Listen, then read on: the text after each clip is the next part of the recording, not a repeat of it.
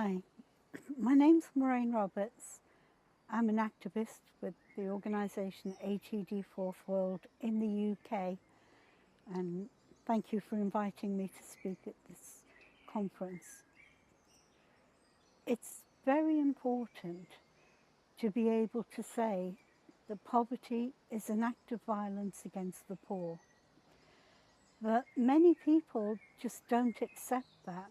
They don't consider it to be an act of violence. However, anything that denies someone the right to a normal human life is a violation, and it creates a cycle of violence in which people live. They're treated as less than human, which violates all of their human rights. They are made to feel less than human, less than valued, and that internalizes a kind of anger within them, which can come out in how they treat themselves or how they behave around others or how they treat the system within which they live. And then that's often reported, it's often documented, and then people say, you see, these people are dangerous, these people are not like us. And so the cycle begins again, of fury, of anger, of distancing oneself from the poorest.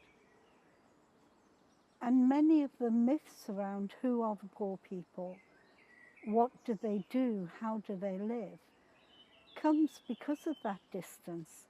Unless you encounter people, unless you meet them, unless you speak to them, you don't really get to know anything about them other than what you may see in a newspaper on the television. It's very important that people who live in poverty are given opportunities to show the best of themselves, to show what they can do, what they can contribute. Because if they don't have that, then everything anyone ever hears about them is negative. Everything that's spoken about them continues the myth that they're not real people. When people are given opportunities to show the best of themselves, they grow, they grow. They are able to demonstrate what skills they have. When they're given opportunities to gain more skills, then they accept it, and it gives them a kind of dignity that they wouldn't otherwise have. To prepare how people are treated, often what happens is that people say, we know that these people are living in poverty, we know they're struggling and having difficulties, but we can come up with solutions to that. But when they come up with solutions that don't involve asking the people themselves who are suffering, those solutions hardly ever work. Often they cost a lot of money, and the idea begins with how can we help people and ends up with a complete oppression on them, because everything that's set up to help them comes with conditions. You must be at a certain place at a certain time, behave in a certain way, look a certain way, speak a certain way, act a certain way. And often that's not possible if you've suffered a lifetime living in poverty. And then people will, organisations, the government and so on, will say, look, we gave these people opportunity, they didn't take it, therefore their poverty is their own fault. And again, that perpetuates the idea that people in poverty want less, care less, don't have ambitions or aspirations, that they're content to be recipients of charity, of money from the state, And that's not the case at all. If you ask most people, they say, this is not a life, this is an existence. I want a life. And more than wanting a life, I want a life for my children. Most parents want better for their children. What wealthier parents want is better things, better places to go, better experiences. What most parents in poverty want for their children is a better education, better chance to have a job, a better chance to show that they can excel. And they're denied that again and again and again. What can be quite cruel is the fact that what's said about people in poverty is that they take from the state, from charities, and give back nothing. And that's such a falsehood, because amongst poor communities, who babysits for each other?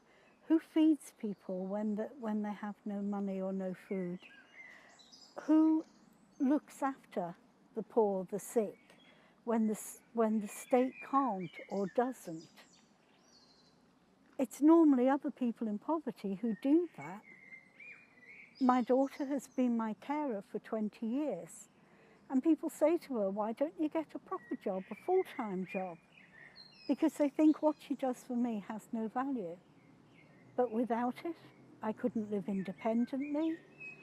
I couldn't go to places. I couldn't do things.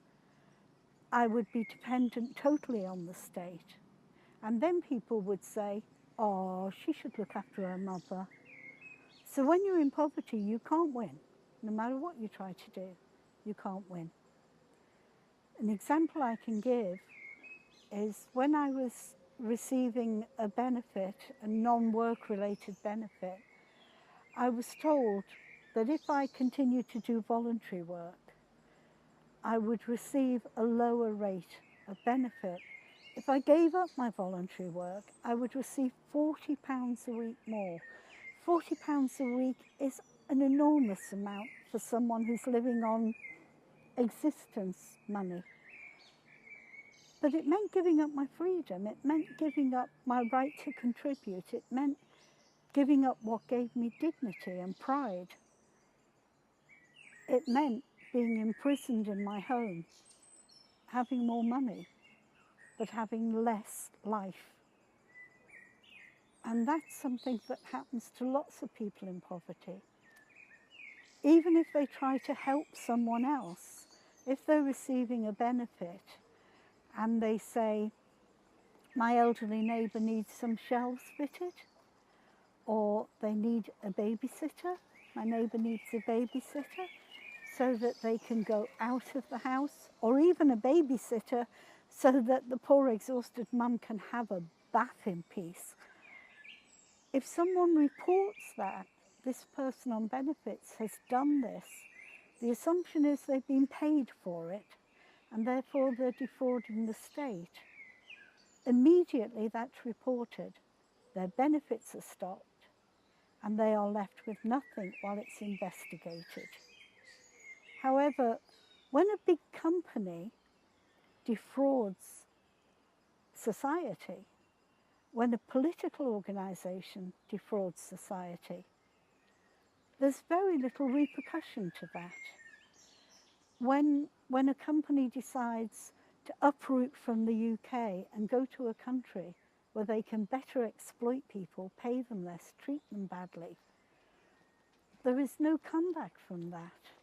That's accepted as meeting the market. You're allowed under market conditions to treat people really badly in a way that is quite criminal. But the slightest deviation when you're on benefits, the slightest attempt to do something for someone else, and you're penalised. And it can lead to imprisonment. It can also lead to you being destitute for so long that you lose your home, you become homeless. It can lead to you having to move away, losing all your friendships, all your connections. It can, when you are sanctioned or denied benefits, it can mean you can't pay things that you would normally pay. For example, your television license. Many parents can't afford to pay the television license, but not to pay it is illegal. And lots of lone mothers that we've spoken to have said their fear that if they're caught not paying the TV license and they are put in front of a judge, they'll go to prison. What we know of that is once they are imprisoned, their children are taken into the care system. They may be separated, put in different care homes, different placements. And then when the mother comes out with a criminal record, it's very hard for her to get her children back.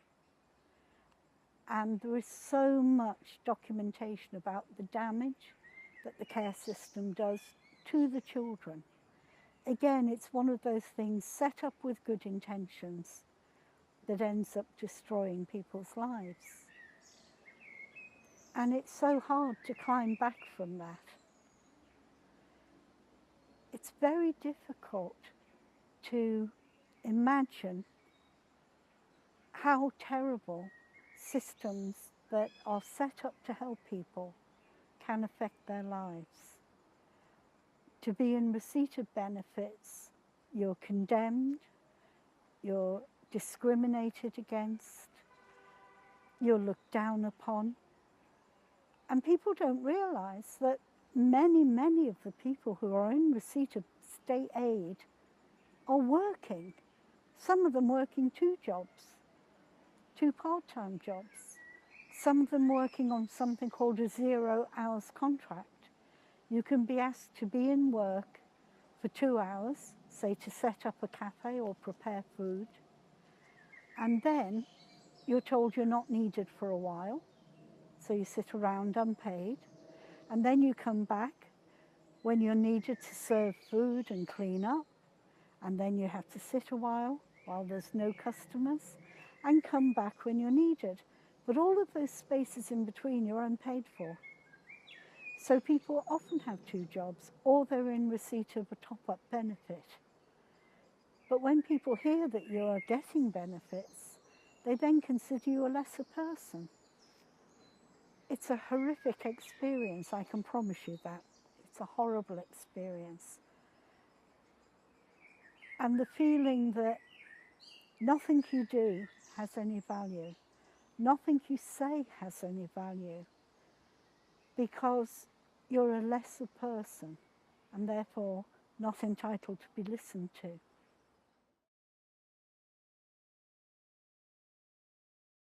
We realised that the things that were being said about us in the media were wrong, but we didn't know enough about each other to speak up.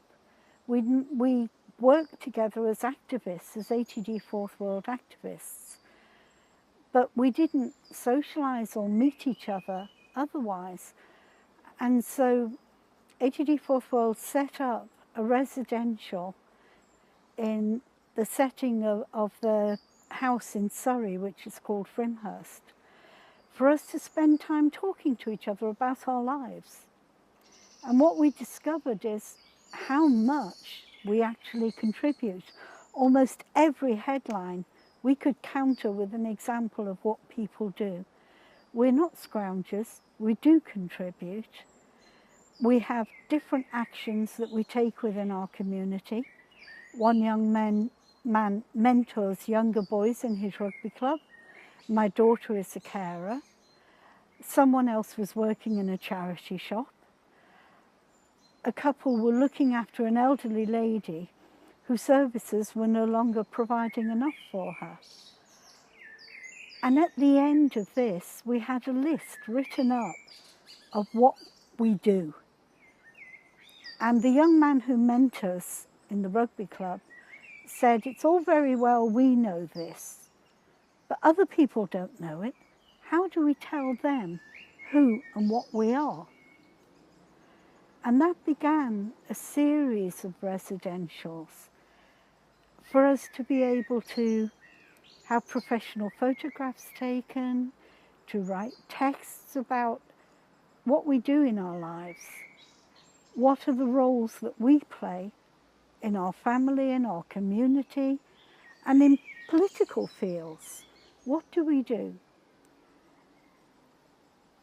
It began with that. It grew into an art exhibition, and it evolved further because the exhibition was never taken out without the people who were part of the exhibition going with it. And people would say, oh, that's your photograph, and you say you do this, how do you do that? We had opportunities to speak to people, to put a face and a voice to the photograph and the text. And then because there was a wider interest in that project, we started to get together in groups, not only ourselves, but other groups of people who are fighting poverty, living in poverty, and travel with the exhibition, but as a way of poverty experts, giving people a chance not to see professional poverty experts, but the people who live it and talk to us on a human level. And it's amazing how little people really knew about what life in poverty means. For example, we use the word sanctions, people being sanctioned. If you miss appointments at the benefits office, if you're late, if you phone in sick and the message doesn't get to where it goes, all of your benefits are stopped, all of them. You are left destitute until it's sorted out. And that's sanctions. But when it's read in the newspaper that people have been sanctioned, they think we've been told off. We've not been told off. We've been left to rely on food banks or starve. It's such an injustice. It's impossible to believe how unjust it is. But it's important that we are able to show the general public that a person in benefits isn't a person sitting watching television 24 hours a day, isn't someone with nothing to offer, isn't someone that refuses the opportunities to contribute. Often milestones are put in our way and that stops us. Again and again and again, the attempts of people in poverty to contribute are held back by the criteria by which they have to live to meet the means to get their benefits, or to get help from social services, or to get help from other organisations. And what's not recognised at all is what is that loss? What is lost, not just to the individual, but to the wider community, to the world? We have something to give, and we should be able to give it.